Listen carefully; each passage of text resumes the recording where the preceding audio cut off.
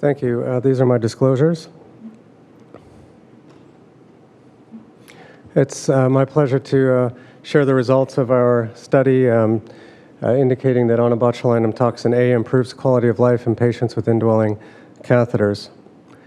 As we know, patients with neurogenic detrusor overactivity from MS, spinal cord injury, and other conditions may in some instances require catheterization for bladder emptying.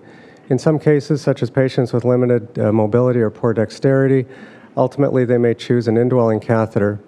Unfortunately, due to ongoing neurogenic detrusor overactivity, these patients may experience bypassing of urine around the catheter or through the urethra, painful bladder spasms, and refractory or recurrent autonomic dysreflexia. In these cases, when oral medications fail, intravesical injection of Onabotulinumtoxin A or BTA may be a suitable treatment option. In this study, we looked at 16 patients pulled from a prospective registry of 250 patients who had indwelling bladder catheters. 7 of these had spinal cord injury, 8 had multiple sclerosis, and 1 closed head injury.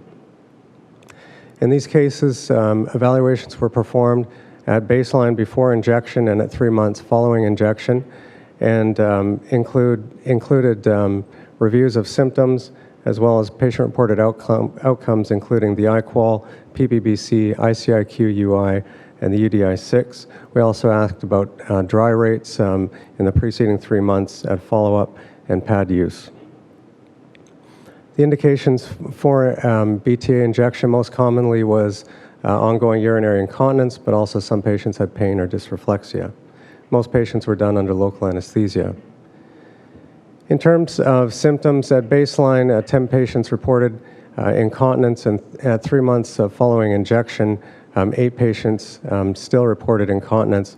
However, on further questioning, 7 patients had experienced dryness at some point in the 3 months between injection and follow-up.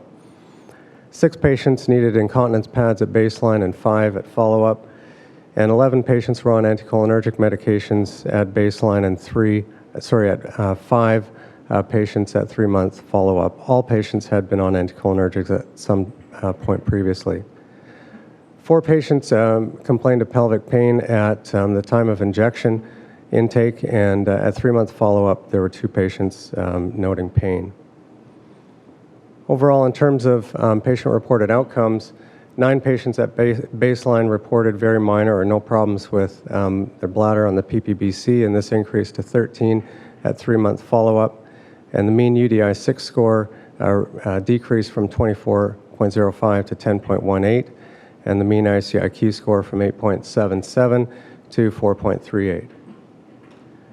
In conclusion, in these cases of patients with indwelling catheters with NDO, intravesical injection of BTA may improve quality of life, pain, and incontinence.